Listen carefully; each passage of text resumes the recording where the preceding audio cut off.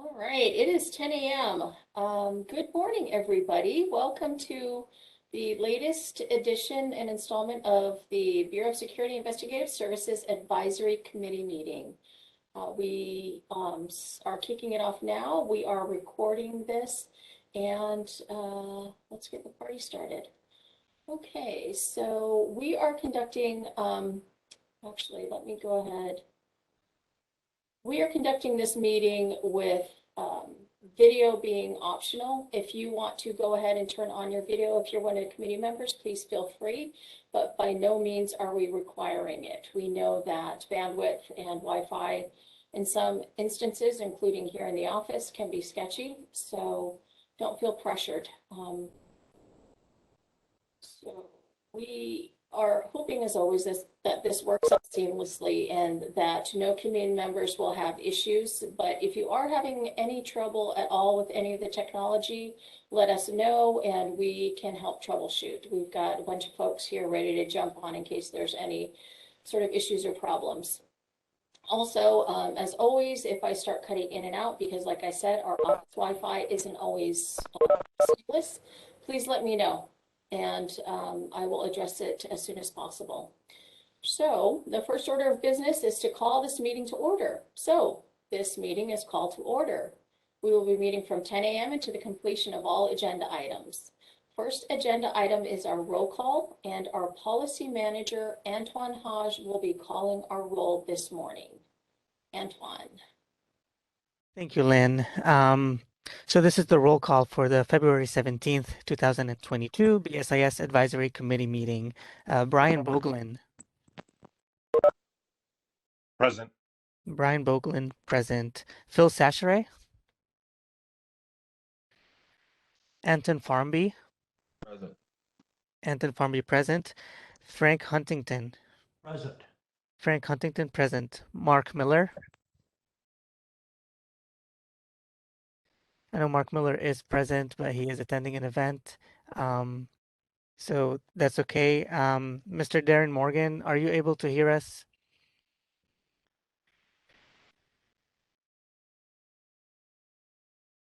Okay, I will have to come back to Mr. Morgan. Nancy Murish. Present. Nancy Murish, present. Eli Owen. Present. Eli Owen, present. Stan Perez. Present.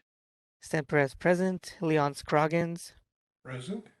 Leon Scroggins, present. Chris Sayers. Present. Chris Sayers, present. Glenn Younger. I don't believe Glenn Younger is on, but we have 1, 2, 3, 4, 7, 8. We have 9 members present, so we do have quorum. Okay, thank you, Antoine. And next up, we have the review and approval of our meeting minutes from our last meeting on October 21st, 2021. Does anybody have any questions or issue regarding those minutes? No. Okay. If not, we are going to go ahead and need a motion and a second to approve them. Frank Huntington, motion to approve. Leon Eli Owens, Second. Okay, we have a motion and a second. Antoine, do you want to go ahead and call roll vote on those minutes, please? Yes, Brian Boglin. Aye. Brian Boglin, aye. Anton Farmby. Aye. Anton Farmby, aye. Frank Huntington. Aye. Frank Huntington, aye. Mark Miller. Darren Morgan. Aye. Darren Morgan, aye. Nancy Murish. Aye. Nancy Murish, aye. Eli Owen. Aye. Eli Owen, aye. Stan Perez. Stan Perez, aye. Stan Perez, aye. Chris Sayers. Aye. Chris Sayers, aye. Leon Scroggins. Aye. Leon Scroggins, aye. Glenn Younger. All right, we have 9 ayes. The motion passes. Thank you, Antoine. Moving on to our next agenda item number 3, which is the update from our DCA, Department of Consumer Affairs Executive Office. And once again, we are super lucky to have Carrie Holmes here from DCA's Board and Bureau Relations Office to give the update. Welcome, Carrie. Good morning, Chief Andrus. Can you hear me all right? Yes. Okay, Yes. great. Good morning, Chief and committee members. I am Carrie Holmes, Deputy Director of Board and Bureau Relations at the Department of Consumer Affairs. Thank you for allowing me to provide a department update. DCA appreciates the committee members and staff who have continued to serve through this pandemic that has affected all of us in many ways. As California moves past this recent surge and into a new endemic reality, an updated state public health order has lifted universal masking for vaccinated individuals beginning February 16th, which was yesterday. Unvaccinated individuals must still wear face coverings in all indoor settings and some high-risk settings, such as healthcare facilities. Face coverings are required for everyone in these places, regardless of vaccination status. Local orders may be more restrictive to respond to community conditions. Please be aware of changing public health guidance and remember that as state representatives, we are all expected to adhere to state and local orders while carrying out our duties. On January 5th, 2022, Governor Newsom signed an executive order that extends the sunset date set in Assembly Bill 361, allowing boards and committees to meet remotely through March 31st, 2022. And I'm happy to let you know that on January 31st, Assemblymember Quirk introduced new legislation, AB 1733, which would permanently allow boards and committees to meet remotely, while also providing virtual and physical options for members of the public to participate. If this bill is passed by the legislature and signed by the governor, it would take place immediately. I'd like to provide an update on DCA's Enlightened Licensing Project. This work group was formed in 2020 to utilize licensing subject matter experts within the entire Department of Consumer Affairs. The group's purpose is to help individual boards and bureaus streamline and make their licensing processes more effective and efficient by utilizing best practices, information technology, and cost-saving measures. The first deep dive, which was into the Board of Registered Nursing, has completed. A report will be released next month with recommendations that can be used by all boards and bureaus to improve their processes. After the successful first round, the work group will soon begin directly assisting another board or bureau. And I know that this bureau has been making improvements as well, so I hope this is helpful in addition. As DCA looks to the future, Director Kirkmeyer continues to lead the department towards continual improvement and excellent service. DCA is pleased to announce that Tanya Corcoran has been selected to serve as the department's first Compliance and Equity Officer, effective March 2nd. Ms. Corcoran brings invaluable expertise, insight, and years of hands-on experience with DCA boards and bureaus to this position, most recently as Chief Deputy Registrar at the Contractor State License Board. This position will oversee DCA's solid training and planning solutions, Organizational Improvement Office, Equal Employment Opportunity Office, and Internal Audit Office. Bringing these offices together under Ms. Corcoran's experienced leadership will be a tremendous benefit, allowing DCA to better identify and analyze emerging issues department-wide and provide timely solutions to DCA's divisions, boards, and bureaus. As always, Board and Bureau Relations is here to help. If there's anything we can do to assist or if you have any questions, I'm here.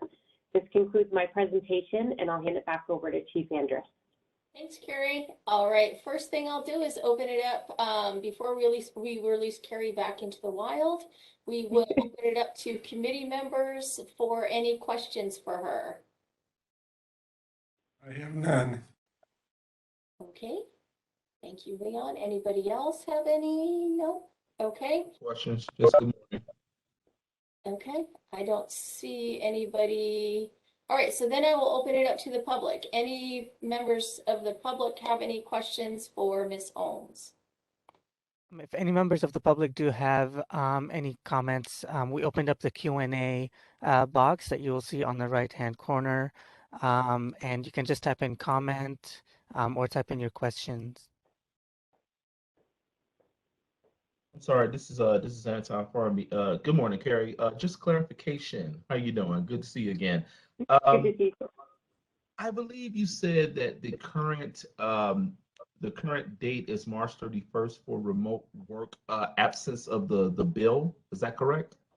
So remote meetings, that's right. Remote reading. Okay, thank you so much. And just to piggyback on that real quick, because it doesn't look like we have any Q&As from the public either. We meaning BSIS and our disciplinary review committees, we have 5 of them, will be resuming in-person meetings in April. So we are jumping on that bandwagon. Okay. Hey. I don't see anybody else. Okay, thank you, Carrie. Thank you so much. Have a great meeting. Always a pleasure. Thanks. Okay, I also want to just quickly give a big thank you to all of our committee members. I know we meet 3 times a year, but I swear it seems like I just blink and then it's for another committee hearing. And I appreciate you guys giving up your free time to participate in this. A couple of real quick housekeeping items. Next spring, our February meeting is going to be moved to March because at that point we will have a better handle on bills that are introduced. We are still in the middle of bill introduction period, and so we don't have a complete and comprehensive update for you, which it bothers me because there's a whole bunch of bills that tend to get introduced at the last minute right before bill introduction deadline, which is a little later on. So next year it's going to be in March.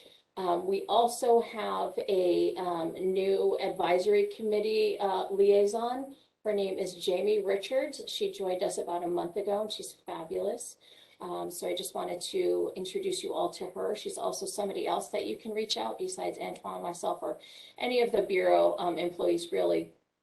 And Jamie's really great. We, as always, are so close to having a full roster, but we are still short a member representing the public. So if you know of anybody who might be interested in serving in this spot, please let me know and we will reach out and start the process. Committee members are also, or are appointed by the director of DCA. And if you know of anybody who might be interested, as a public member, they cannot be a licensee. So if you know of anybody who might be interested in this spot, they can submit an application through DCA's homepage, or you can refer them to me and we can walk them through the process. Speaking of disciplinary review committees, we are busy recruiting for them. We have a number of openings on our DRCs as well. And just quickly, I will announce those openings. We have industry openings on the alarm company operator slot, on our collateral recovery DRC, for private investigator DRC, and private security services training instructor slot for our Northern Private Security DRC. Public openings on our DRCs include Alarm Company Operator DRC, Private Security Northern DRC, and Private Security Southern DRC.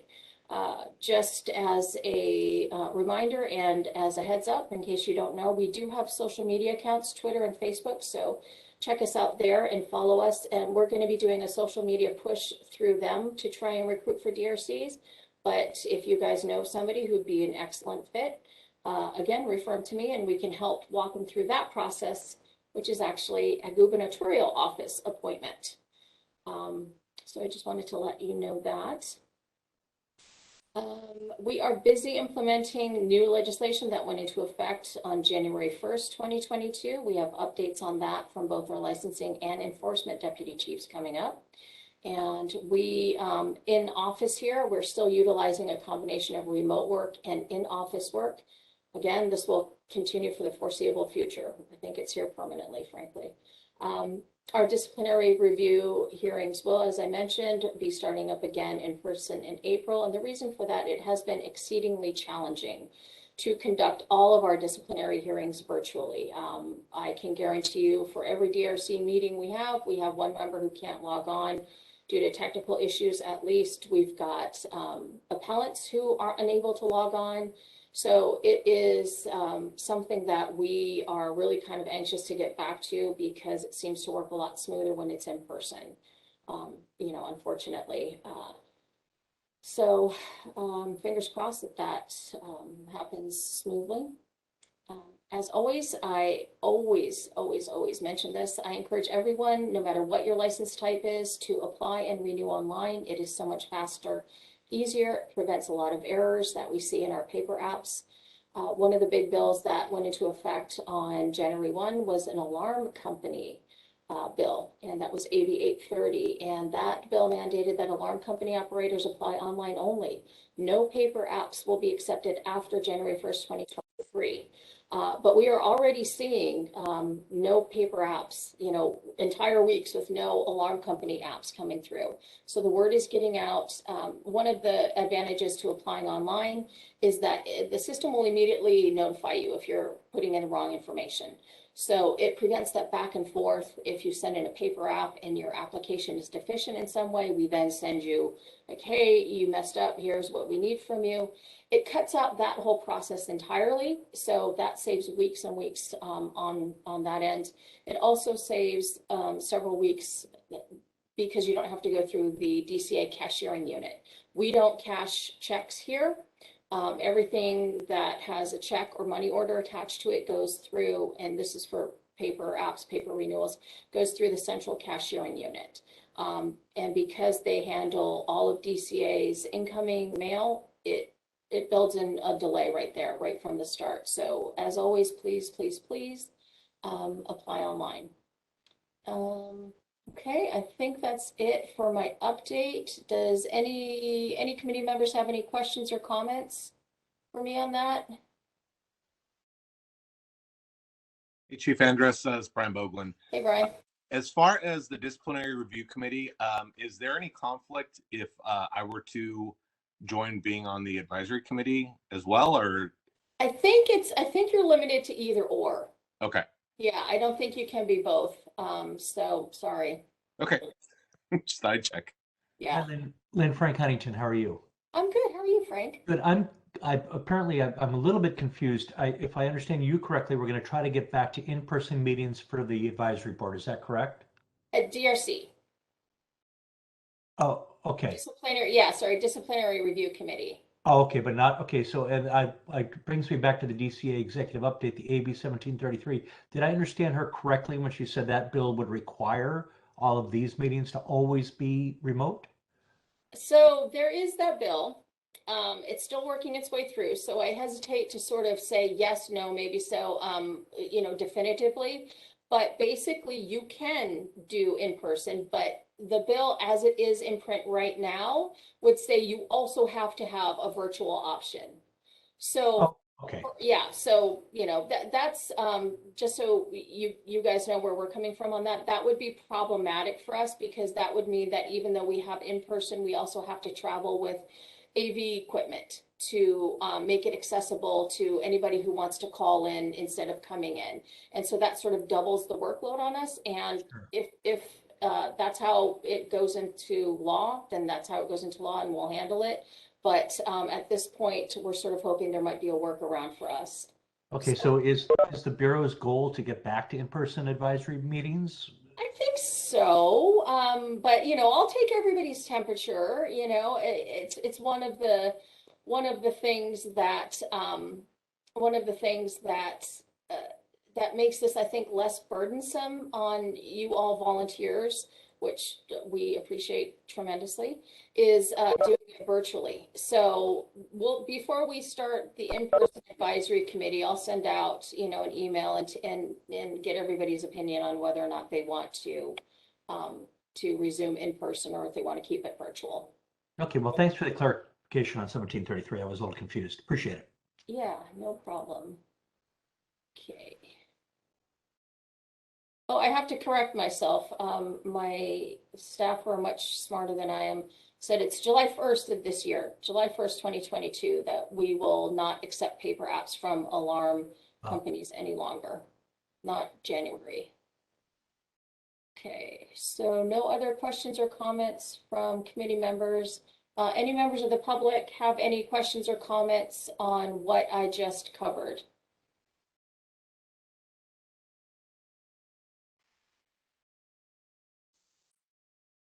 Okay, I don't see anything coming through there. All right. Okay, moving on. Next agenda item is our licensing update. Our wonderful Deputy Chief of Licensing, Gloriela Garcia, will be presenting this information today. Gloriela, take it away. Good morning, everyone. Can you hear me? Yes, Gloriela, good morning. Thank you very much. Okay, I also want to emphasize a little bit of the online because I can't stress enough how much it's just helping the staff here process faster and also the industry get their licenses faster. So applying online for initial is recommended, especially for renewals. That often is overlooked.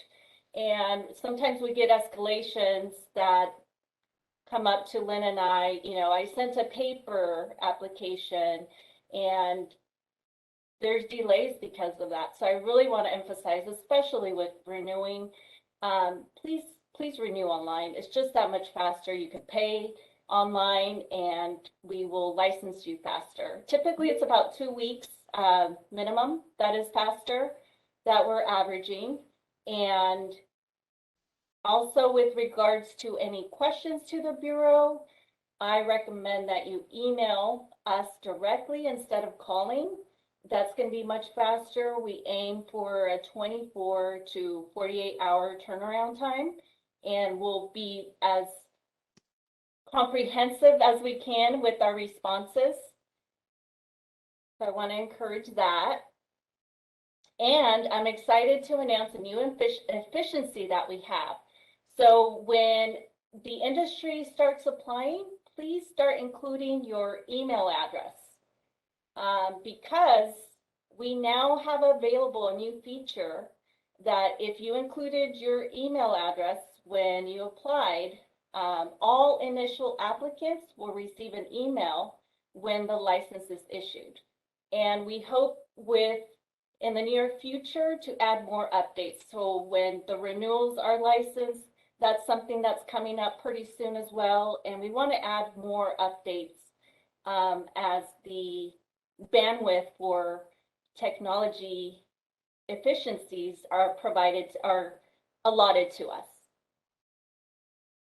And then I wanted to also say for ACO and PI LLC entities, friendly reminder, if there are any claims that were paid, filed, or if no claims were paid or filed, if you can please send on a yearly basis the form we have on our website just to inform us, what's going on with those insurance claims.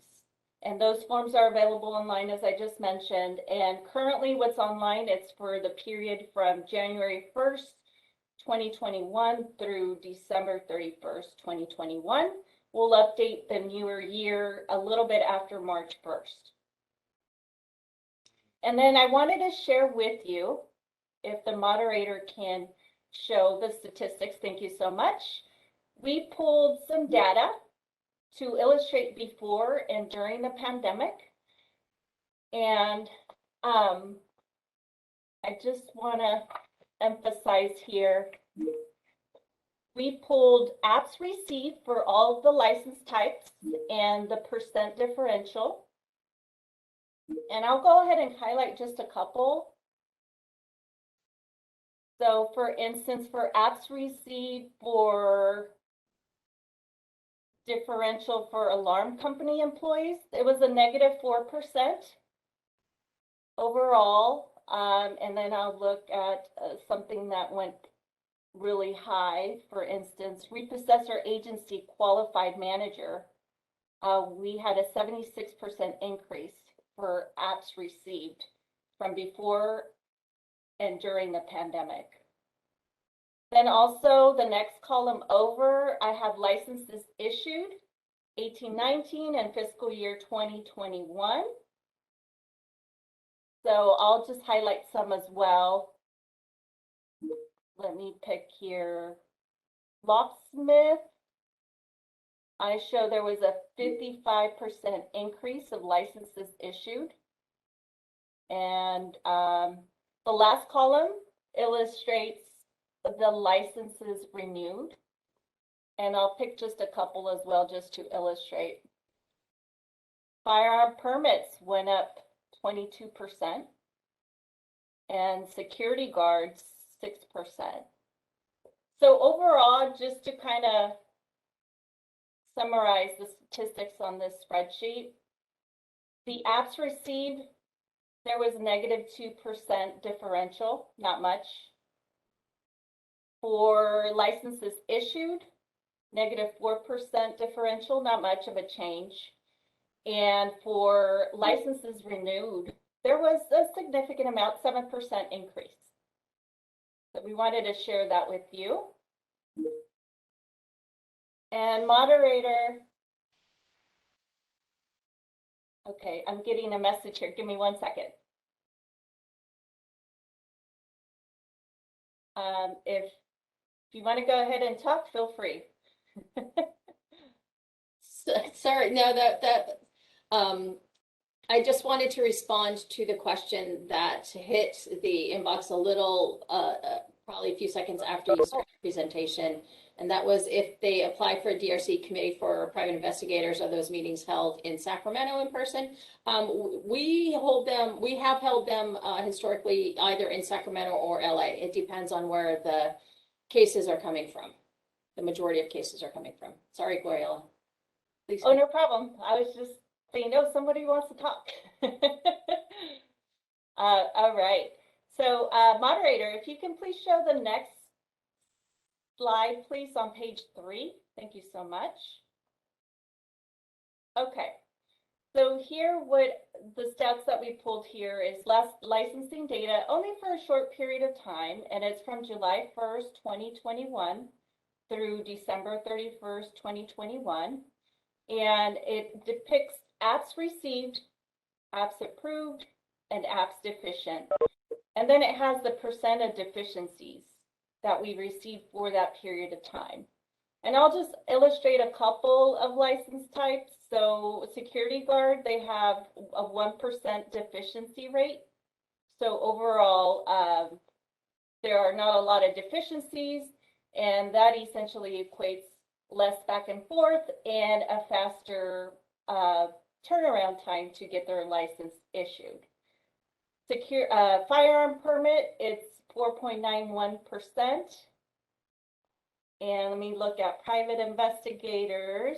Where are we? Private investigator. Okay, let's see, 91%. Usually the companies you'll see, and you will also have copies of this, the deficiency rate is higher. And I just wanted to share this information because this is statistics that we're looking at, we're analyzing, and we're seeing how we can kind of decrease these deficiencies by analyzing the data and whether that's built in the applying of online for questions that the application can't move forward if the information we request is there, and or just more outreach. So I just wanted to share that with you all. And then let's see, summary of briefs changes. So as I explained earlier, there was a BMO, which was 413.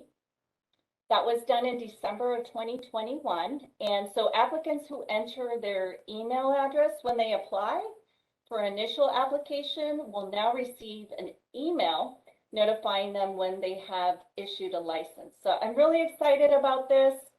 We're really just trying to streamline more communication to the industry. So very excited about that. In January 2022, we had a BMO 1777. And this is a new reinstatement fee that's added for company license types. Specifically, a reinstatement fee will be charged when suspending and reinstating a license for not having an active entity status with the Secretary of State or the Franchise Tax Board. And then we have BMO 1829, online initial firearm permit application has been updated to explain that applicants must pass the assessment prior to applying to associate their permit with their security guard registration. And lastly, outreach, Lynn and I, we presented as guest speakers at the Alarm Company Association Conference on December 3rd in San Francisco. It was a beautiful event, and we were happy to attend and represent BSIS. Thank you all. Thank you for that, Gloriella. Yeah, like Gloriella said, we love getting out there and speaking to people. And as the saying goes, you know, even if it's just the opening of an envelope, invite us and we will show up and we will bore everybody to tears with what our, you know, our profession and our bureau is up to. Gloriella is super awesome. And thanks for the presentation. One of the sort of inside baseball things that she just talked about, which are BMOs, which I don't know exactly what they stand for, but in my head I call them BRIES modification orders. So BRIES is the online licensing tool that we have, and so anytime we have to change it, anytime we do any changes to BRIES, to the online licensing platform, it's a huge deal. This, I'm saying, to sort of set the stage for something that we're going to be discussing in a little bit. Anytime there's a technical issue, we fight with the 36 other boards and bureaus to get the DCA IT team to pay attention to what's going wrong or what we have a need for in our licensing world. So change, technical and IT change is slow. It is competitive. And even if there is legislation mandating a change, we have to wait in line with all the others who also have legislation mandating changes to their licensing platform. So it's not as easy as, oh, we've noticed that there's a flaw in BRIES, and then, hey, you know what? Let's just talk to our IT people and just flip a switch and get them done. It can take months, unfortunately. And so this adds to a lot of frustration that our licensees have in dealing with the online system. It adds to a lot of frustration that we have. And things move glacially in our IT world here. So anytime we have changes like this, it's actually a really exciting thing. It's sort of nerdy, but we get super happy when we're able to do, you know, things like, hey, we have, you know, new deficiency letters that an applicant can log on to their BRIES account and see, rather than wait to get a hard copy in the mail. The reason why that's important too is we have a lot of licensees who move, as does every other licensing board and bureau. And so if we don't have their most recent up-to-date address, sometimes that hard copy of the letter can just go off into the ether and they never get it and they never know what's wrong and they never have any idea why they're not getting licensed. And so adding deficiency letters to our license type is a slow but deliberate process, and we're getting there. We're pretty excited about it. So thank you, Gloriella. I appreciate that. All right, moving on to the next agenda item, which is, oh, you know what? Sorry, I didn't ask for Q&A. So advisory committee members, anybody have any questions for Gloriella? Just a quick comment, Gloriella and Lynn. My license expired on October 31st of 2021. In August, I got online with BRIES. I believe it was on a Sunday and renewed it. I'm not kidding. On Tuesday, I had my new license in the mail. And then the following week, I had my new FQ in the mail. So I was really, really impressed as how easily that worked. I am very happy to hear that, Frank, because as you know, we are having issues with the PI renewal and licensing and the new photo IDs, which I will be covering in a bit. But thank you for that shout out. It's always really gratifying to hear that the system has worked the way that we hope and plan that it does. So thank you for that. Any other committee members, questions, comments? Hey, Chief, I had a couple. I mean, first of all, we being the Alarm Association and the alarm industry in general, really greatly appreciate the Bureau's engagement and that cooperation, that partnership with you guys. It's been invaluable when you guys get out there and do a breakout session for us. So that's much, much appreciated. Thank you for that. The two questions I had really quick was I put one in the chat. Does the BSIS put out a list of common deficiencies by license type? I think I saw the ACE licenses had a 75%, or it might have been that might have been a different license. It had a high percentage of deficiencies. So I didn't know if that was something that was put out there so we could kind of instruct our industry members a little bit more as far as what to pay attention to on that. I'll throw that one over to Gloriella to respond. Yes, Brian, thank you. Currently, we have FQAs, commonly asked questions. And so knowing that the alarm industry is going online, myself and leadership in licensing, we're reviewing specifically the alarm statistics, and we're going to be updating those frequently asked questions. Something that I didn't consider is maybe we can potentially common deficiencies. We'll work with the verbiage there, but that is a goal, especially prior to July 1st, focusing on the alarm industry and then going down the remaining license types. So yeah, we do have it. Brian, we do have them on. We have a whole section on FAQs and how-tos for security guard apps because those are by far our largest volume.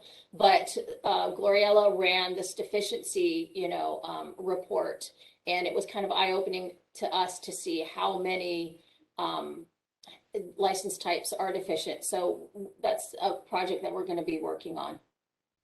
Yeah, we have one more major event before we switch over completely to electronic, which is all great, but I just want to kind of be as in front of the 8 ball as much as possible. And then the other question I had, just to follow up on the deficiencies comments that you were making, Chief, about those communications because of COVID. I've heard from a lot of people because everyone's remote, getting deficiency letters tend to go into a black hole.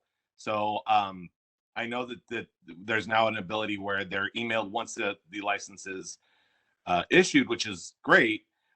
I'm wondering as far as the communication piece electronically for deficiencies, because like I said, the deficiency letters, we've dealt with it, and my own company's dealt with it, and I've heard from others in the association in the industry that have said, they're working on it, but it's actually driving a lot of call volume to the Bureau because they don't get the letter and then they follow up on it. And then there was a letter that was sent.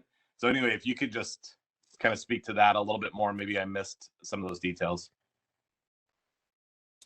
So Brian, just to recap, make sure I understand correctly. So there's you're hearing from your membership that there's a lot of deficiencies going on and the letters are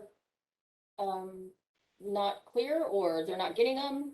They're not getting them. Yeah. So, Okay. I mean, and I'm mainly talking about ACOs, ACQs, and ACBs. Obviously the ACEs should be going directly to, the individual, but those company level licenses, tend to go to an actual commercial location. And because of COVID and remote working, and every organization's a little bit different, I've heard from a lot of people that, hey, I'm not getting a response from the Bureau. Come to find out, absolutely, they were getting responded to by the Bureau. It just ended up somewhere in some black hole mailroom. And I just think that's a big opportunity for electronic deficiency letters to kind of bring those, as a secondary, or actually really more of a primary communication path. No, absolutely. I think we would all love to go all electronic rather, because it is such a more efficient way to deal with our licensees and to get the word out on what's going on. But refer back to what I said about 5 minutes ago about changes to Breeze. So this would be a big change, and it is something we're working on. We have like a list that's like 5 pages long of IT changes that we want, and we're slowly working our way through them. And this is a big one that we have. And I don't know if Gloriella wants to add anything further to that. Yes, thank you. So one of the things we recently looked at is and checked with IT to see if these letters are viewable to the public before licensure, and unfortunately they're not.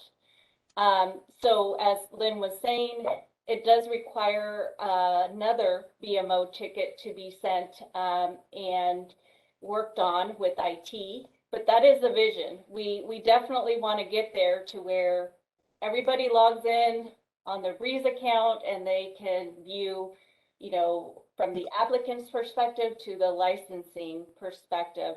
So that is on our list of efficiencies. It's going to take longer. But with one of the boards and bureaus already doing that, it's BRN, Board of Registered Nursing. They have that already. So they essentially were the pioneers and we want to jump on that as well, but there's a line. But what we have done is for firearm permits is they all applicants can review their deficiencies on their Breeze account now, and we're hoping to go down the list of the remaining license types. But again, that takes another BMO and priority, and legislation takes priority as well. But we're trying to get more online information out there. Yeah, and that is certainly one of the things that we hope drives people to email us. I know, Brian, you mentioned like, oh, you know, they call and they call. Don't call, really, please don't ever call, because that goes to the general DCA call center. And so you're going to have somebody who has a binder in front of them, not from BSIS.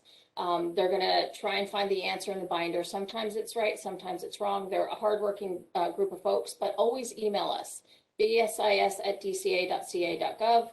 Like Gloriella said earlier, we have a 24 to 48 hour turnaround time. And the answer will be gold because they go straight to the subject matter expert and then we answer them. So if your folks are saying, well, you know, something's wrong, I don't quite know what's going on, email us. We can email you a copy of whatever the deficiency letter was. We can walk you through it. And I'm going to piggyback on that we got a message from Jody Ahrens, who says, I have found the PI license application to be extremely confusing. Are there any plans to redo the applications to make them more user-friendly? I mean, we're always looking for ways to improve, for sure. So if you have, you know, issues that you particularly, you know, are stumbling over and find confusing, email us, bsis@dca.ca.gov, and then that will go to the PI folks. You know, our applications, and this goes with any licensing applications, it's not as easy as, oh, let me go ahead and rewrite this. This looks confusing. It goes through multiple levels of review here. So we redo it, then it has to go over to legal, then it has to go over, you know, to executive, and then it goes to, you know, like this. It's a huge deal to redo applications. And a lot of times we legislatively, or statutorily rather, can't change them without, you know, going through a big, huge, you know, hullabaloo. So, Jody, if there's issues that you find particularly confusing, email us and we'll get responses back to you quickly on that one. Lynn, isn't there, I know you mentioned the general email address. Isn't there specific email addresses for each discipline? There are, and I was afraid you were going to ask me that, Frank, because I cannot remember for the life of me what the PI one is. It's like private investigation or investigators at DCA. Maybe, well, I tell you what, maybe one of your cohorts can put it in the Q&A section when they come up with it. That'd be great. Right, and I know the easy way to answer that is if you go to our website, bsis.dca.gov. Yeah, it's not that easy. I'm there right now. There's the contact us tab, and then there's a pull down thing, and it has all of the, you can click on it to specifically choose contact the PI desk. So that's an easy way to do it too. Okay. Okay, and then we have a question from Curtis Streeter. Is there a way to remove a former ACO principal from Breeze? I have, okay, so what I'm going to refer you to, Curtis, is the Contact Us tab on our website, bsis.ca.gov. Contact us, and if you go to alarm company operators, there you go. Thank you, Jamie. message the Bureau, choose an option, you know, there's a whole menu of things. So Curtis, why don't you go ahead and email us and we can help you out that way. Lynn, I'm on the exact same site that is being displayed right now. Yeah. And I of all the drop downs, unless I'm completely missing it, I don't see where you go specifically to the discipline. So the Frank, if I may interject, the way it works, so Jamie's showing the contact us screen right now on her screen. So um, the way that it's going to work is you're going to click on message to the Bureau. You're going to, click on what kind of answer you want, whether you're an applicant or a licensee, whether you have a personal registration or a company license, or if you're applying for a company license, right? So you're going to have both of those. So say you're an individual or a company applicant in this case, if you choose that you're applying for a locksmith company or branch office, it's going to route that question straight to the locksmith company app or the alarm company desk. And if you include all your information, then we'll be able to pull up your application. That way it kind of diminishes the back and forth that we have to do with everybody that is writing in. So, fill out all the required fields with the correct information, of course. But that's kind of how it is. So you're not going to find the public email addresses. I mean, if you want the list, we can give you the list, but it actually, that kind of hinders more than helps everybody, because most of the time we have to communicate, 3 to 4 times before we get the information that we're looking for from someone.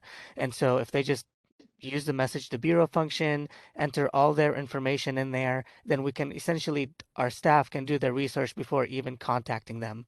You know what I mean? They can pull up the application, they can pull up the license, they can do all that background investigation first, and then we can reach out to them and see if we can help them resolve their questions. But Does right, that make sense? I understand that. My issue or my point was that you've set up these specific emails for the specific disciplines, which I think is fantastic. But then it's difficult to find that specific email address because it's not listed on this page. So I mean, I'm not asking if you could just privately email it to me. I could get it out at least to my members. I think that would, in lieu of calling you, which we're trying to discourage members from doing. And I think what Antoine is saying is that handing out the direct email isn't always as helpful as you think it is. If they go through this, it forces them to give a lot more information right up front, and we can then respond back in a more robust, complete way. Rather than a lot of times if we have somebody with a direct email address, we get like, I'm having trouble, please help. And then it takes more of a back and forth. Whereas if you force them to go through this, auto fill-in field, that we have a little bit more information to go off of, and then we can solve the issue a little bit quicker. Okay, so just to clarify, if a PI, for example, goes to the proper drop down here and then fills this general questionnaire out, that will supposedly be answered within 24 to 48 hours. It depends. The company desk, our general email box, which is BSIS@dca.ca.gov, that will get answered within 24 to 48 hours. Our company desk, which PI is considered a company, the questions are usually a little more complicated and a little more convoluted. So you're not always going to get a 24 to 48 hour turnaround. I think Ron writes in the chat here said that it took 2 weeks to get a response, or it took weeks to get a response. And I'm sorry about that. It shouldn't take weeks, but the company desk certainly has a little bit longer turnaround time. I think Gloriella has a better handle on how long they're running right now. Yes, they typically do. And it can take, it depends on the week, but it can take up to 2, because right now we primarily just have one person for all of California for private investigators. So we are actually looking to hire another person, and we hope that that's also going to help with the faster response times. Okay, so just to clarify, you said that super fast. Lynn, what is the general mailbox again? BSIS? BSIS@dca.ca.gov. Okay, so what I will do, at least for my members, is share that email address with them and the link to the other contact page and explain, the difference. Would that be okay? Yeah. Mhm. Okay, excellent. Thank you. Yep.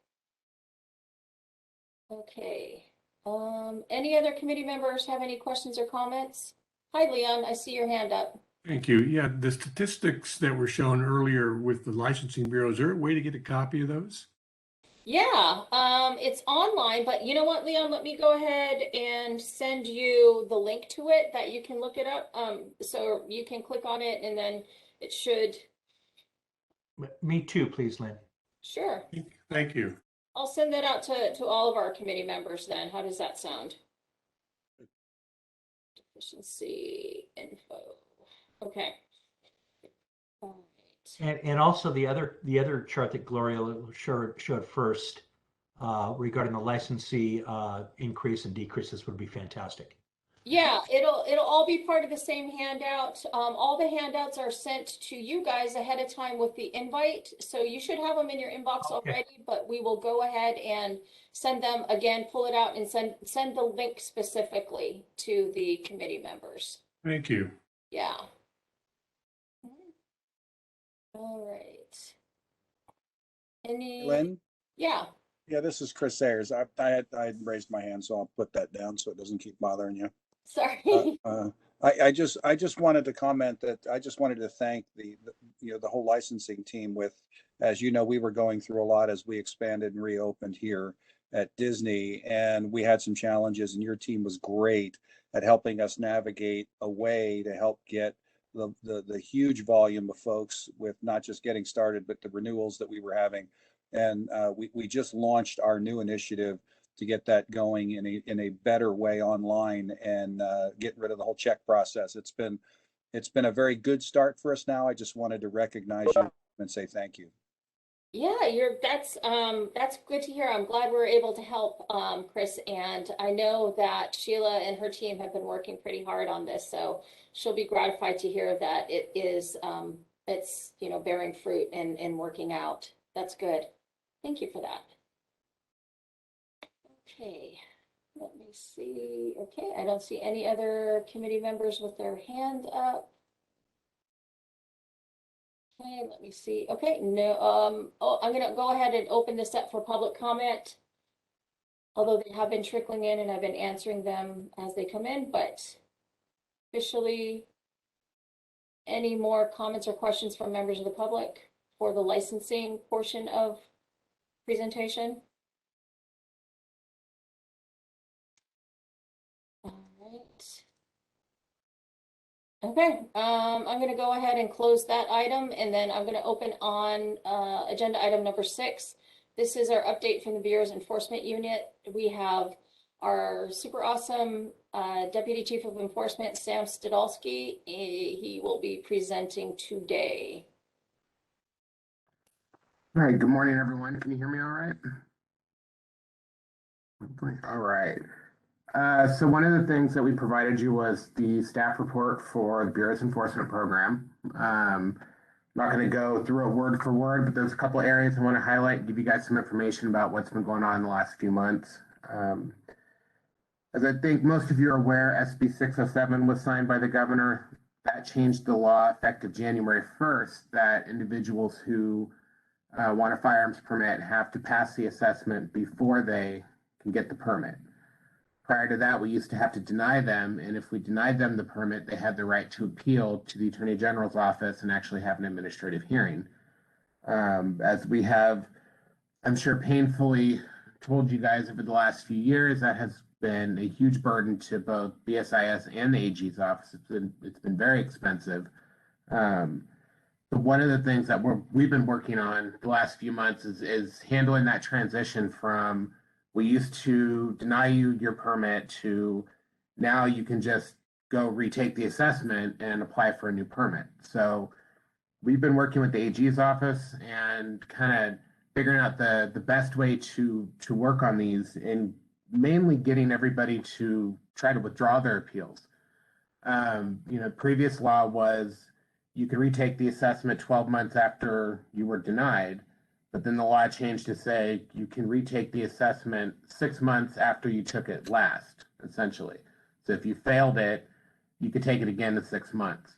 So dealing with kind of that transition between the two, previous law and then new law. So, one of the things we did towards the end of the year, we have two fields that we're working on. We're working on getting folks to withdraw their appeal who are still pending at the AG's office. You try to explain to them the benefit here and that they can withdraw their appeal today and then reapply tomorrow, because for most of them, it's been more than 6 months since they failed the assessment. We also have the group of individuals towards the end of the year that had failed the assessment and were denied. They submitted their appeal. The last couple months of last year, we kind of paused referring those over to the AG's office because we wanted to work with those applicants once the law change went into effect. So our staff is reaching out to them. We're notifying them, hey, you have two options here. You can either continue your appeal or you have the option to withdraw that appeal, and you'd be eligible to go retake the assessment then. So all that said, one of the things that we provided you in the staff report is we put this together back in January, and in January we had 160 firearm assessment appeals pending at the AG's office.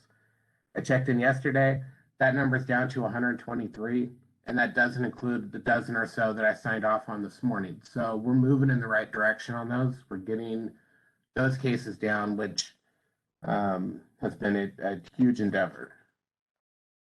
The other fun thing that we've been contending with was the new incident reporting requirements for PPOs. So if you look at complaint intake and complaint resolution, under that section, we have some numbers in there, but I have some newer numbers to provide you as well, and kind of where we're at since July 1st. So with AB 229, it expanded the reporting requirements for private security especially. So it would require any use of force to be reported to the Bureau. Now, prior to that, we would receive maybe 5 incident reports a week.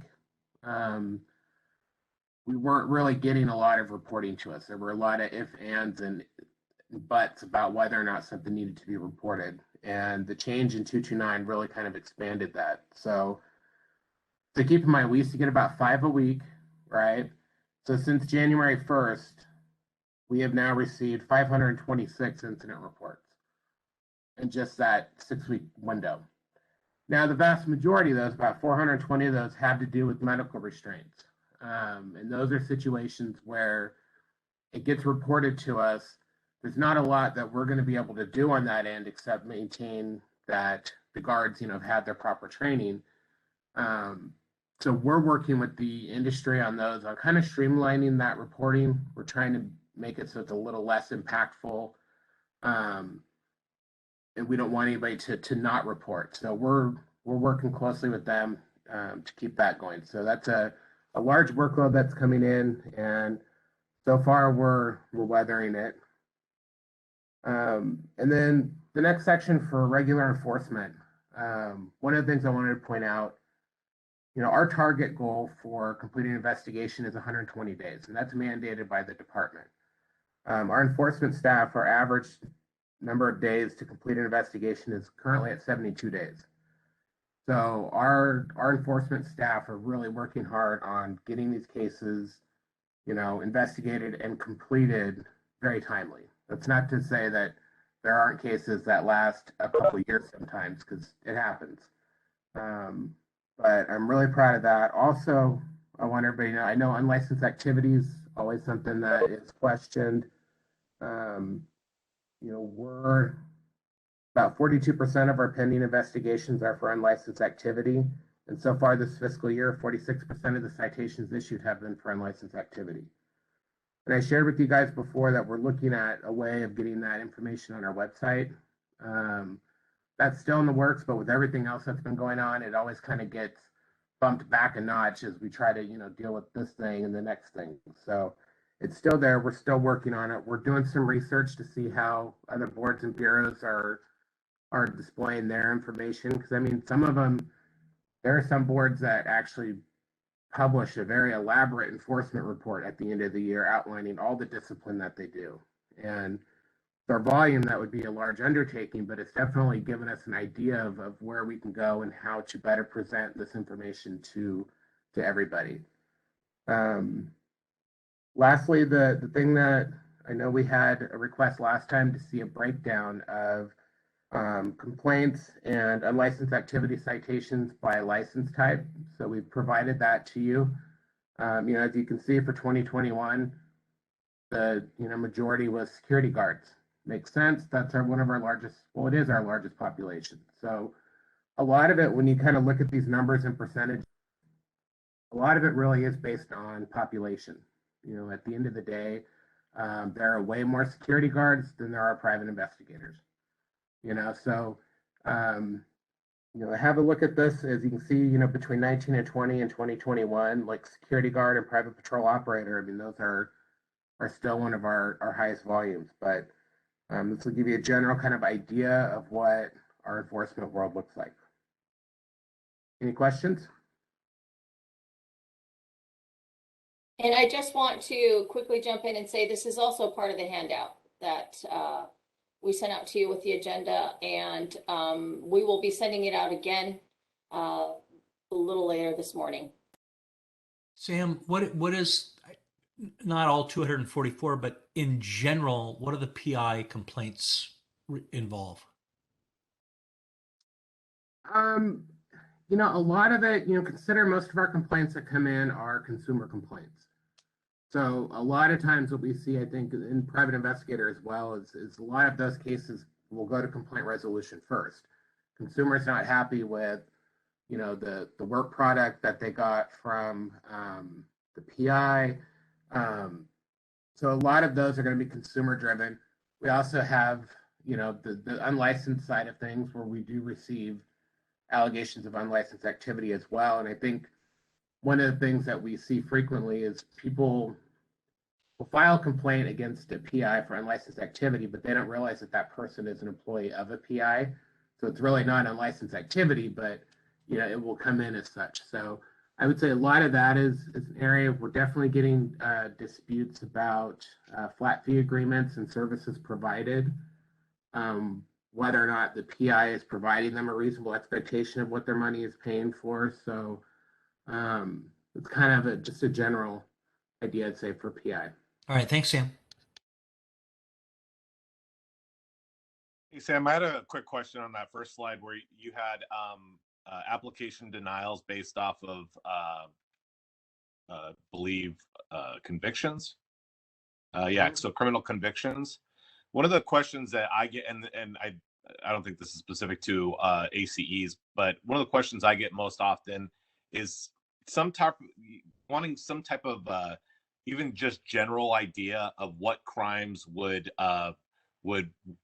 basically bar somebody from being a license holder or an ACE versus other ones that would not be reviewed in that category. Is there, and I know this is a little bit gray because there can be some circumstances where it's additive, but is there any way, and I think I've asked for this in the past, to have some type of a general expectation of crimes that would bar versus crimes that are not reviewed?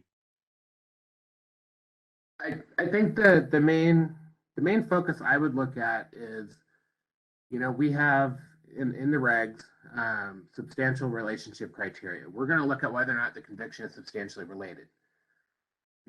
Most of our industries, you are all somewhat related to security, right? I mean, well, you are, all of you. So when you think about it, if you're looking at a security standpoint, a lot of things can be substantially related.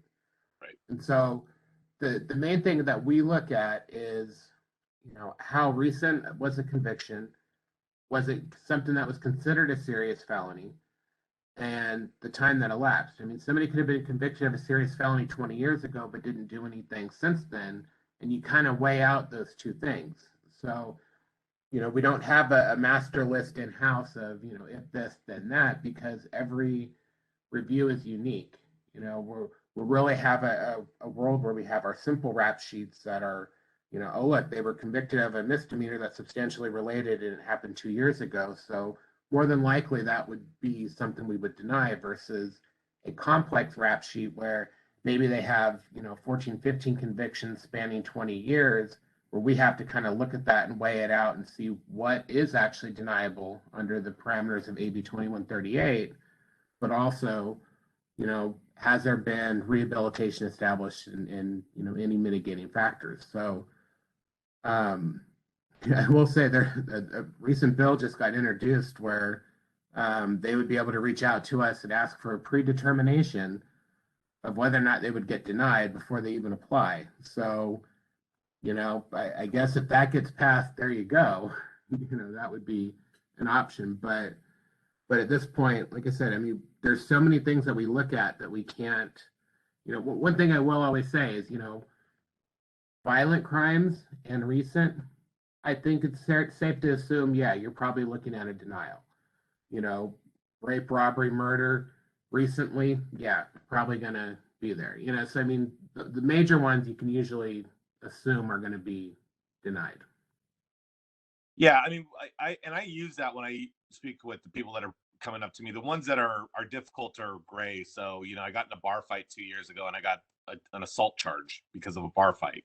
Is that so you get those kind of things, and like I said, I know this is an easy answer for you guys to put out there because a lot of it is a little bit there's a weight to some of these histories, but that's just the most common question I get both within my own company and in other people that come up to me and ask, hey, I'm looking to hire this person, but there was a domestic issue like a year ago. Is that they're going to be able to get a license?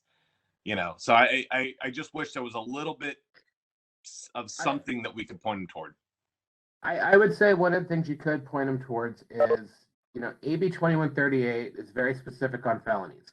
We cannot deny you for a felony if it was over 7 years ago, unless it is a serious felony as enumerated in the penal code. Felonies within 7 years, probably more than likely. Misdemeanors, we usually use kind of the 3 years as kind of a guide.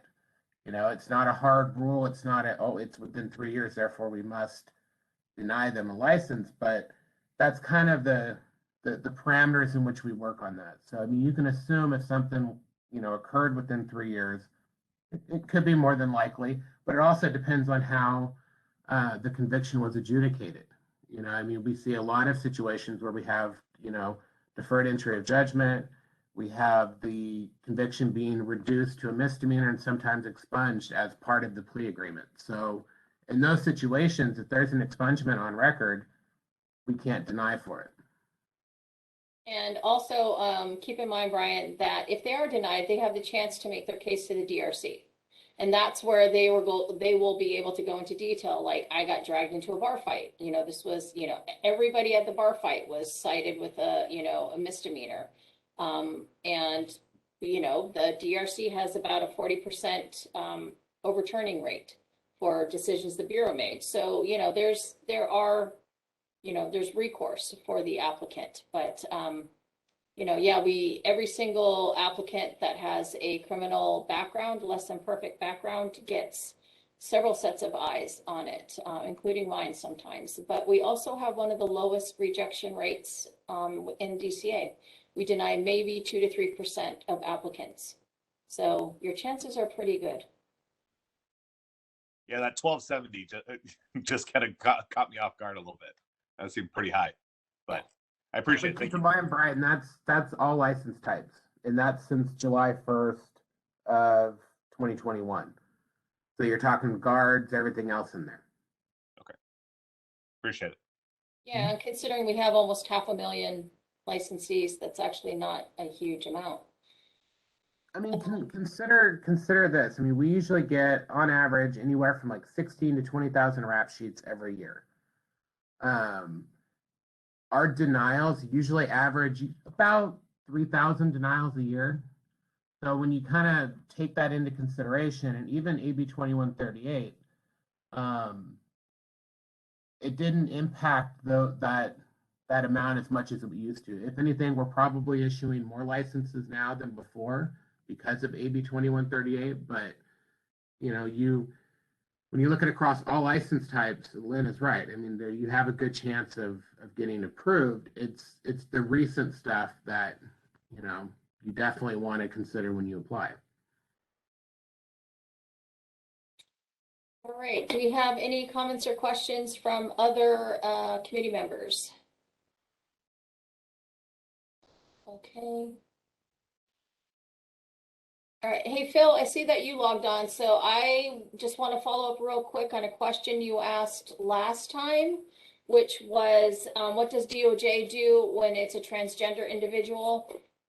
So DOJ, obviously they can't answer specifics, but generalities, they got back to us and they basically said, there are several personal identification points that they, mainly use to base their approval or disapproval off of. Gender is not one of them. So this is not a big issue as far as they are concerned. Okay, I had, can you hear me? Yeah. I had the person, well, good morning. I had the person put in the application and send in the information and the name changes, and apparently she was able to get a permit. Yep. I have another issue. I have another issue with some people calling about top permits, apparently not matching way I put in, they get a different number back, and then they put their number back in, it gets a different name. Is there an issue going on with that? You know what? I'm not sure. This isn't something that I've heard of, but let's talk after the meeting, Phil. I'll give you a call and see what's going on with the baton permit stuff, okay? I'll have to do a little bit of research with our baton desk. Okay. Okay. All right. Anybody? No, nobody else. Okay. I'm going to open it up for public comment for the enforcement portion of the presentation. Anybody in the public questions, comments?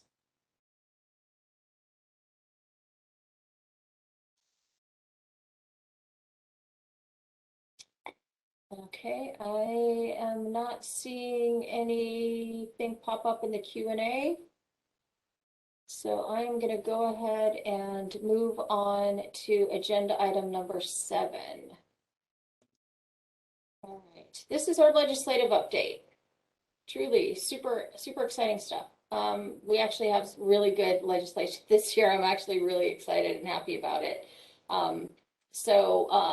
Antoine Hodge, who is our policy manager, is going to go ahead and present here. Take it away, Antoine. Yes, hi.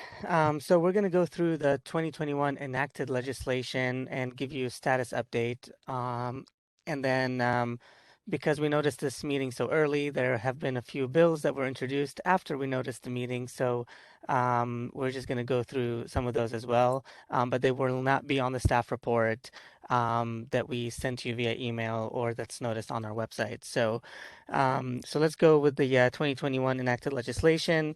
The first one was AB 107 by Assemblymember Salas.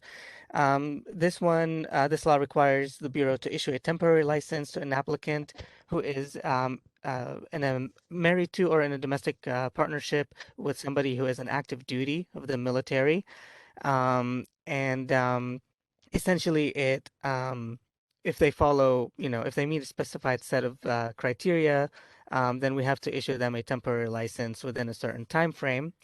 So the status update on this bill is that we're going to be we have two different ways of implementing this. We're going to focus on the online applications, and that's through our OIS, Office of Information Services.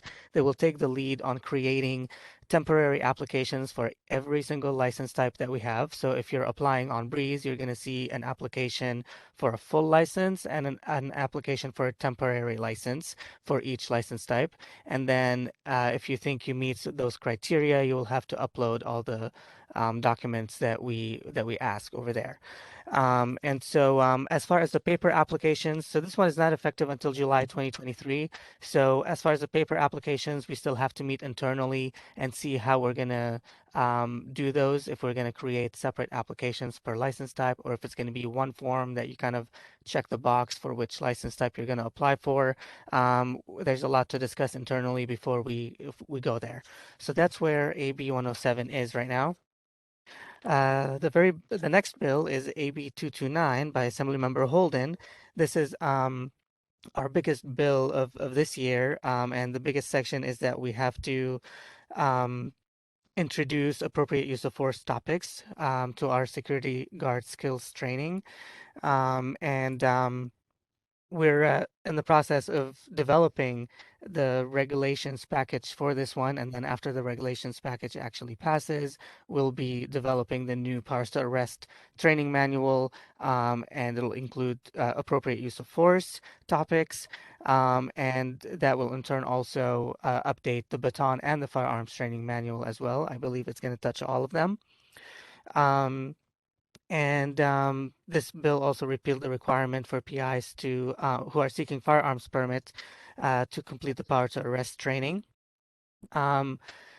So that's pretty much, yeah, that's pretty much the status of this bill. It's going to be a huge undertaking. We are talking to folks from Post. We are talking to, we put essentially a SME committee together in order to help us deal with this regulations package and update the training. The next one is AB 830, which Lynn touched upon. So we are working with our IT team to make this happen. And so far, I believe we are on track. If we hear otherwise, we will let you know. But all applications effective July 1 of 2022, alarm industry applications effective July 1, 2022 will have to be submitted via Breeze. As far as the next bill, AB 1096, this one was a slight change in verbiage. We changed the term alien to immigration in all of our manuals and documents. So if you are a firearm training facility and you would like a copy of the new firearms training manual, just go ahead and email the firearms training facility email address, and they'll be able to give you the most recent copy of that. The next bill is SB 607. So this one also did a lot of things. The big one that Sam mentioned earlier is that it allows an applicant who fails the assessment, the firearms assessment, to complete another assessment no earlier than 180 days after the results of the previous assessment are provided to the Bureau. This actually is a huge relief for a lot of applicants. We had many complaints over the years of applicants saying, why can't we take the assessment first instead of last? Because they had already essentially paid the money for the training and for the range qualification and for the ammo and all those things. And then they come to find out that they failed the firearm assessment. And so this time they can take the assessment first for only $60. Then if they're eligible to apply for the firearms permit, if they pass the assessment, they will go ahead and do so, and they will start their training after passing the assessment. So we worked with PSI to make all the necessary changes, and applicants must now take and pass the assessment prior to filing an application for a firearms permit. Before I move on to enacted or pending regulations, does anybody have any questions on the 2021 enacted legislation?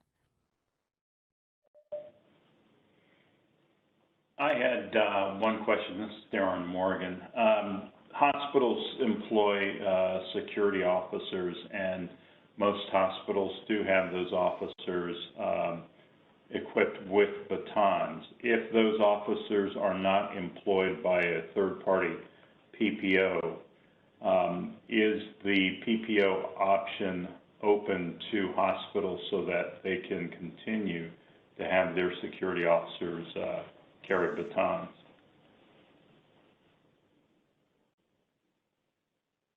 I'm not sure I fully understand the question, Darren. Would you mind repeating it? Well, for instance, our hospital has officers that are not employed by a third party or a security guard company. That being the case, if we want to maintain having our officers armed with batons, would the hospital have the ability to obtain a PPO license?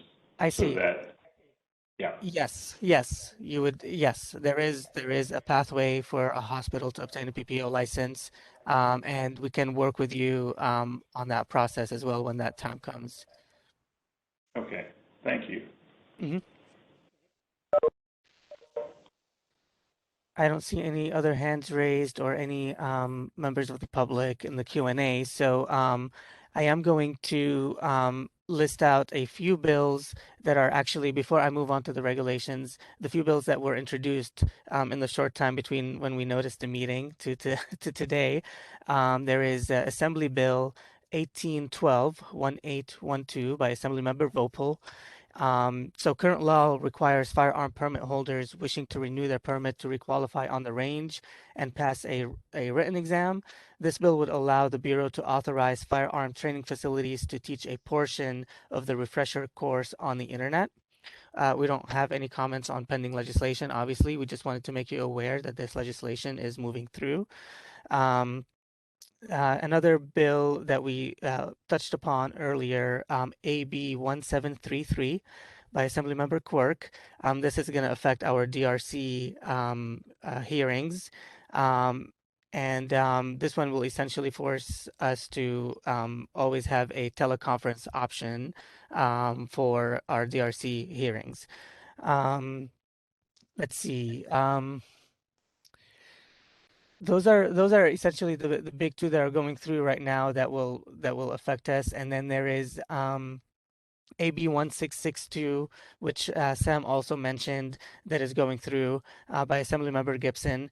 And this bill would allow prospective applicants who have been convicted of a crime to essentially mail us a pre-application so we can give them a pre-application determination as to whether or not they'd be qualified for licensure.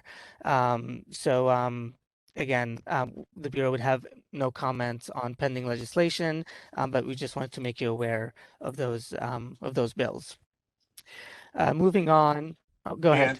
I just had a quick clarifying question on that last bill.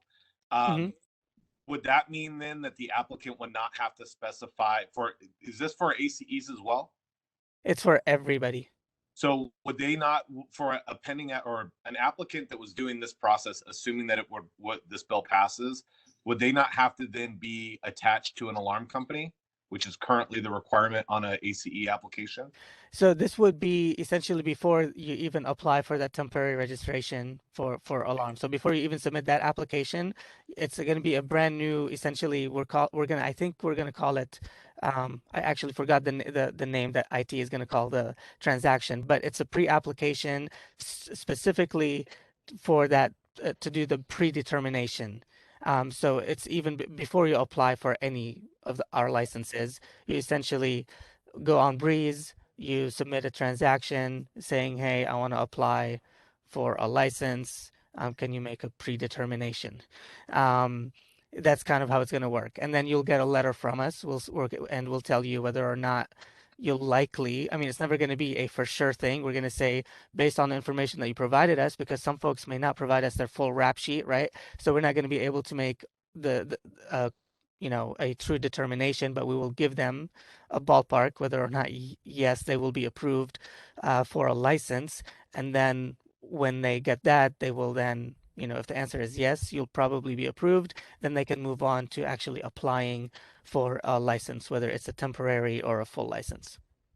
So this is just a voluntary. They won't go through the live scan process during this. That's correct. They will not go through a live scan process.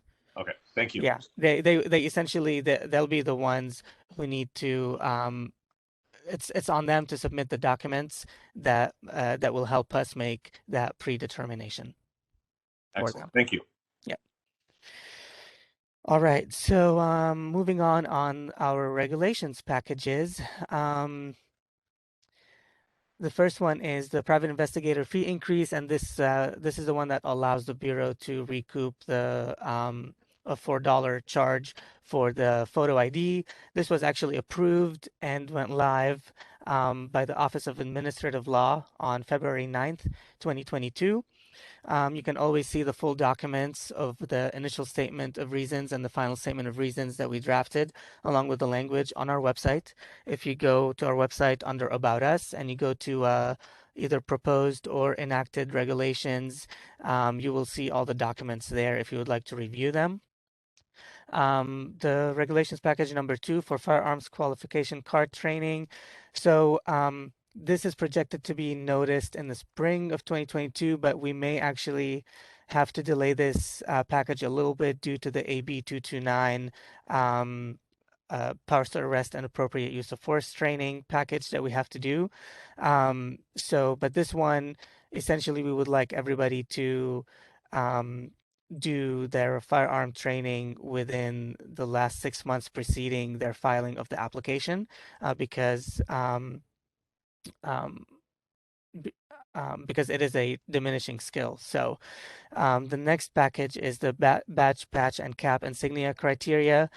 This one will also be probably put on the back burner. We are still in the middle of developing the language, but AB 229 is going to probably take most of our focus for the next year or so. So AB 229, I mentioned it a little bit. So the bill and the Regs package go hand in hand. We're going to be updating the security guard skills training course to include appropriate use of force topics. And then once that regulations package is passed, then we will update the powers to arrest manual for that. And then disciplinary guidelines for private patrol operators. This will also have to take a backseat, unfortunately, because AB 229 is statutorily mandated. These are kind of the packages that we are looking at passing in the next 2 years. Given that kind of AB 229 is, hopefully we're on track to meet the deadline for that package, and then we can start looking at the rest after that. And that's about it for my update. Thank you, Antoine. Okay, so any questions on regulations from committee members? Just as a brief refresher, once a law gets passed, normally it's complex enough where the next step is the impacted agency or entity has to draft regulations that go into much more detail about how they're going to implement things. And the regulations process involves public input, stakeholder input, usually lasts about a year, if not longer. So this is really where the rubber meets the road when we start moving on legislation. Okay, I don't see any questions from committee members. I don't see any hands up. I'm going to move on to public. Any public questions on our regulatory issues? See any questions there? Okay, thank you, Antoine.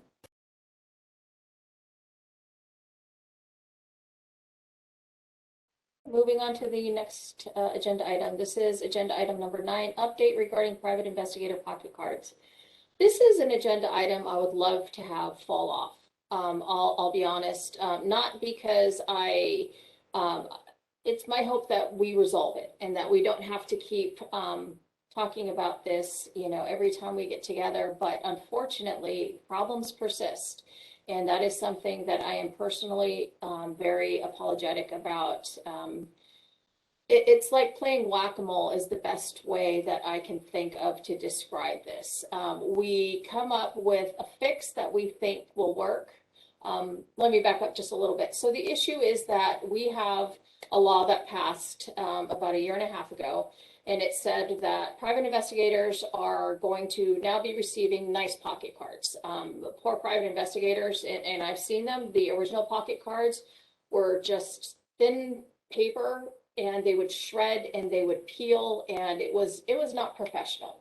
I completely agreed with the premise of this bill, which is let's have a nice ID with photo and some technologically advanced features. We are wholeheartedly on board with this. We implemented it last January 1, 2021. We still have issues. The bill basically said if you're new PI or renewing your ID, that's when you're going to be eligible for this new enhanced ID card. So there's a little bit of confusion. People thought initially that, hey, oh, I hear there's this new ID card. We can run down to, you know, PSI, which is our ID vendor. We can run down there and grab a new card anytime we want. Well, we clarified that it's just for new and for renewals. If you're not in your renewal process, then you will not have a file opened at PSI. And then it became, well, even people who are renewing or have a new PI license still can't get it. So we're working our way through those issues. We have discovered that there are probably about 4 big technological barriers that we are discovering in working with PSI, our vendor, on what's happening. The latest is it turns out their transaction code and our transaction code don't quite match. So they had, and I'm probably going to get the details a little fuzzy here. They had a 4-digit transaction code on their end, while we were submitting a 6-digit transaction code on our end.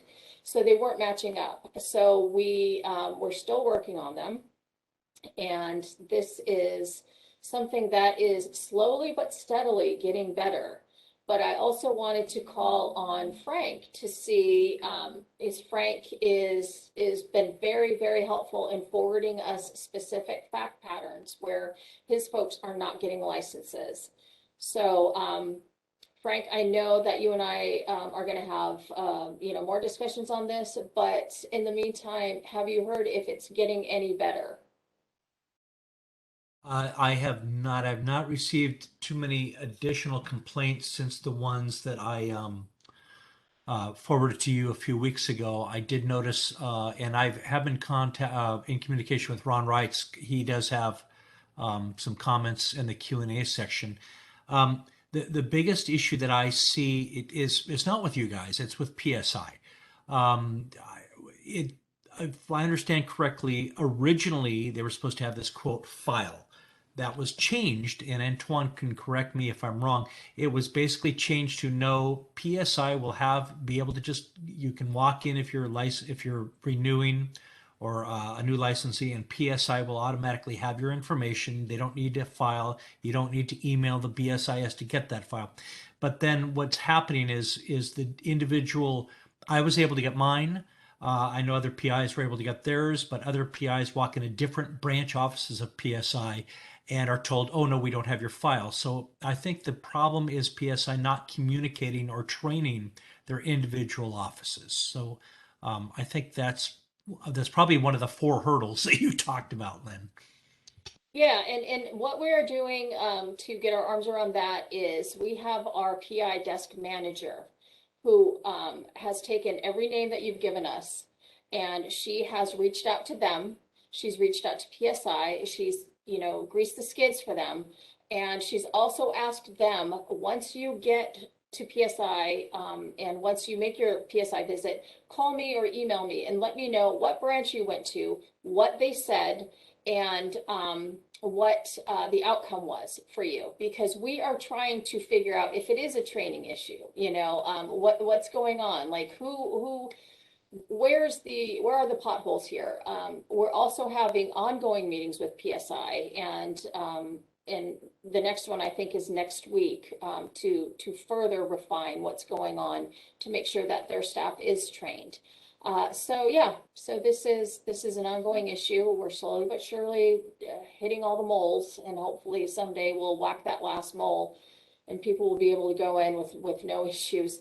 And I know that other license types want the photo ID, and we would like to get more people on the photo ID, but please God, not right now. Like let's just, wait until we have a seamless process in place before we have the other license types jump on and also get photo IDs. Because once we figure out, a good process, we'll welcome everybody who wants a photo ID to run legislation to get one. But for now, I'm glad that it was the PIs, which are one of our smaller license groups, because it has been an ordeal for everybody, and I really apologize. It looks like Ron Wright said he did eventually get his ID card. I was just going to say, I saw that. I'm glad, Ron, if you're listening, I'm very glad you finally got it. That's great. So am I, and I apologize that it took so long. This has not been awesome for any of us. All right. Well, I know Lynn and I and a few others with Callie are going to be meeting this in about an hour and a half to kind of go over some more details. So hopefully by our next advisory board, we can have a 30-second conference on this and it'll be done. Yeah. Okay, do any other committee members have any comments or questions on this particular agenda item? Let's see, Brian.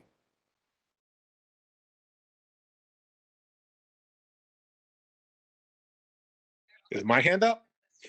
Yeah, your hand was up. Your hand is up. That is a mistake. Sorry, but I will reflect, or I had the same experience at PSI getting the trial card, but that was a while ago. So sounds like it was a universal issue.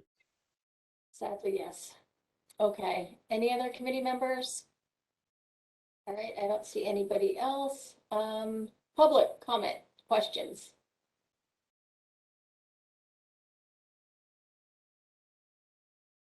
I don't see anybody else jumping in here, so let's move on to agenda item number 10, public comment on items, public and members comment on items not on the agenda. And I am going to actually jump in here too. One of the great blessings of this committee is the variety of backgrounds that our committee members come from and the expertise, and we have just hundreds of years of experience and knowledge with our committee members. And as all of you know, I have reached out to all of you sort of on a one-on-one, case-by-case basis when there are, proposed bills, legislation moving through that impact your particular area of expertise, and you all have been just so helpful and wonderful.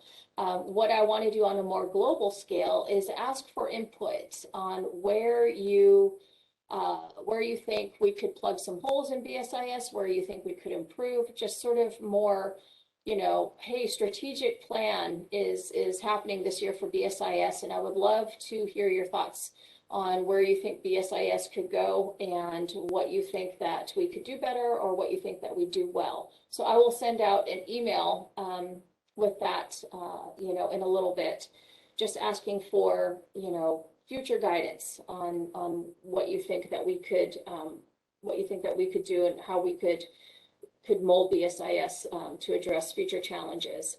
And then I will also send out an email on in-person, yay or nay. And that's it for me on public comment on items not on the agenda.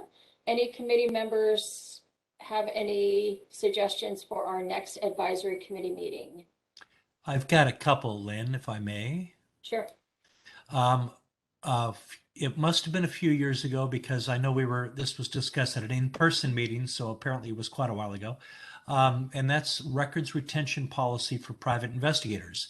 I had emailed you a while back that, for those of you that don't know, I'm the president of CALI, the Association of Licensed Investigators here in California. And we have drafted some potential language for that. There was a lot of issues involving that. What is a record? What would be a good retention policy? So we've drafted some potential language on that. CALI's got a board meeting in the latter part of March where we're going to discuss it with the board, and hopefully we'll have some proposed language that the Bureau may consider. So I'd like to put that on the agenda for the next meeting. And secondly, I'm regarding licensing issues. I've come across potentially a couple of law firms that are conducting primarily workplace investigations, and I don't believe they're in compliance, as they're not. I'm concerned that these people are conducting the investigations for are not actually clients. In other words, if I hire a lawyer, the lawyer to represent me, the lawyer can then conduct investigations. However, I don't think I can hire a law firm to conduct an investigation independently. My goal is not to get anybody in trouble, but like the Bureau's goal is to bring them in compliance. So this would be a project between, I believe, Antoine and Sam, and I'd be more than happy to help us to develop language that can be advertised, perhaps in AWI, which is the Association of Workplace Investigators, that a lot of these firms belong to, that explain to them that, look, even though you're a big law firm, you still need to have a PI license to conduct independent investigations. So I would like that to be put on the agenda as well. Okay, and I know you said you don't want to get people in trouble. I do. So feel free to go ahead and, submit an unlicensed complaint, just so that we could have a test run and see exactly what it is that you're talking about. If we have specifics, we can have a much more informed response for you at the next meeting on this. All right. I will do so anonymously. All right. Anybody else have any suggestions, burning issues that you wish that we would address? Phil, I have your baton permit thing. I will follow up with you offline about that, get more specifics. See anybody's hand up.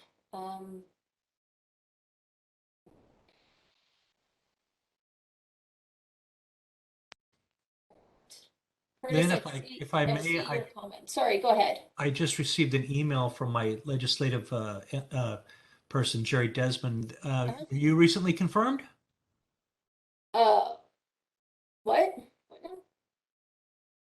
I recently confirmed that I'm going to be. No. I'm sorry. Forget it. I apologize. I see that you confirmed that you will speak at our Ledge Week, and I misread the email. So thank you very much for that. Oh, yeah, no problem. And then I see Curtis submitted a comment, just received a submission confirmation. Okay. Curtis, what I'm going to have you do is email our policy manager. So go ahead and I'm going to go ahead and give you his email address. It's Antoine.Hodge. Okay. He put it in the chat. ANTOINE.HAGE@dca.ca.gov. And he'll help you with that. Okay. Anybody else? Okay. So I kind of rolled agenda item 10 and 11 into one, which is public comment on items not on the agenda and suggestions for next meeting. So unless there's anything else, our next meeting will be in July, by the way.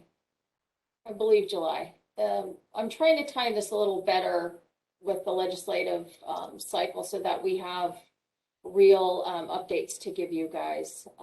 So we will let you know when the next meeting is. And if there's nothing else, all right, I'm going to go ahead and call it. Thank you, everybody. I really appreciate your time. Thank you, Lynn. Okay. Thanks, Chief. Thanks, Chief. Thanks, everybody. Take care. Bye, team. Take care. Thank you. Thank you very much.